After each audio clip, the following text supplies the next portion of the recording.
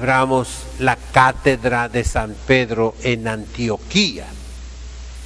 Antioquía era la capital del Imperio Romano de Oriente.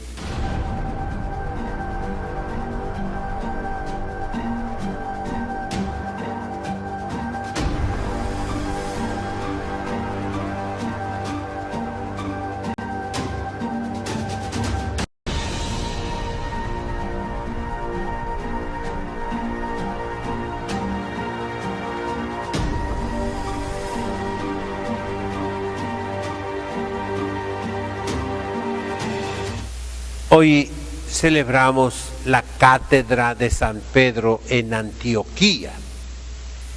Antioquía era la capital del Imperio Romano de Oriente antes del emperador Constantino. Estamos hablando pues de un periodo que va desde antes de Cristo hasta el año 320-25.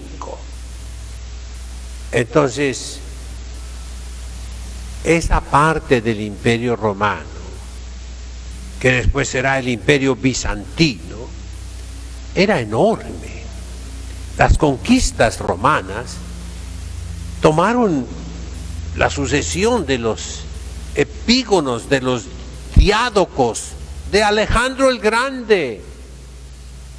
Epígonos y diádocos son los sucesores de Alejandro Grande en su imperio inmenso. Ahora era romano, latino y griego, pero romano. Por eso los orientales, en el sentido litúrgico eclesiástico, no son los bizantinos, no. Bizancio, Constantinopla, lo que ahora es Estambul. Estambul significa Eistenpolin. ¿A dónde vas? Estambul. Así en el griego moderno, vulgar, ¿verdad? Voy a la ciudad por excelencia. Como Roma era la urbs por excelencia, todavía se usa la bendición del Papa, urbi et orbi. Urbi de ahí viene urbano, urbanidad. Es la ciudad, ¿verdad? Contrapuesta al ruris, a lo rural, al campo. Pues bien, Constantinopla, Bizancio, no es el Oriente, es la nueva Roma, es Roma.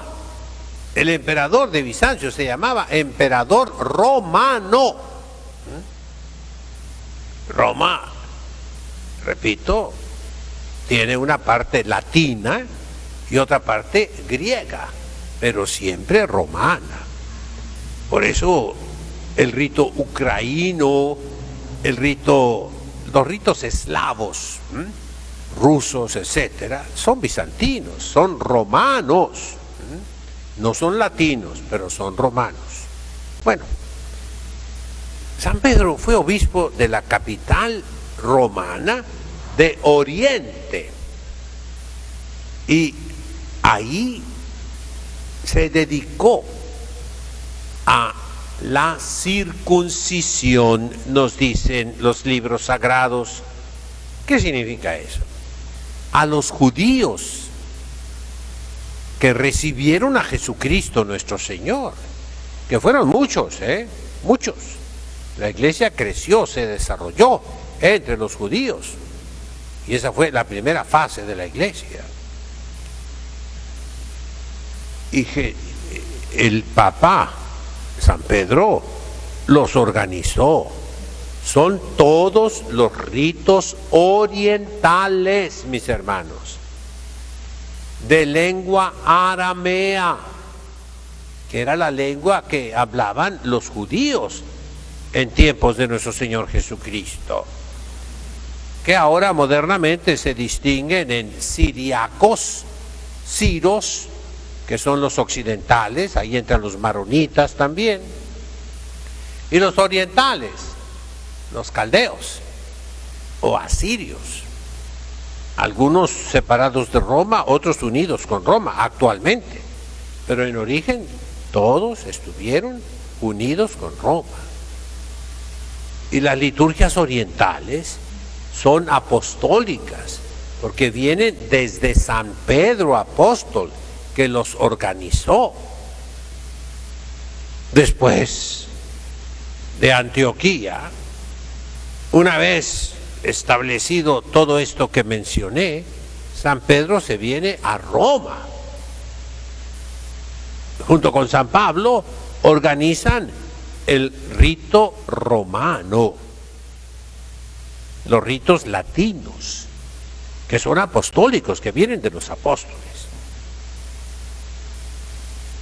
Aquí es donde yo traigo el agua a mi molino, señores cardenales, arzobispos, obispos, conferencias episcopales. ¿Por qué digo que traigo el agua a mi molino? Pues para que entendamos, por favor, No se ocupa mucho estudio, pero en fin. Créanle a uno que ha tratado de estudiar toda su vida. En medio de mis tareas apostólicas, de párroco, de tantos cargos que he tenido en la iglesia, pero siempre he estado con los libros y con el internet también, en las cosas culturales verdaderamente de la iglesia. La liturgia tradicional de Oriente y de Occidente viene de Jesucristo a través de los apóstoles, y el que combate la liturgia tradicional combate la revelación divina que se nos transmite por la Sagrada Escritura, que por cierto vino después de la tradición. Primero fue la tradición y luego se fue formando la Sagrada Escritura. En el Antiguo Testamento primero fue Abraham, Isaac y Jacob. Primero fue la época de los patriarcas.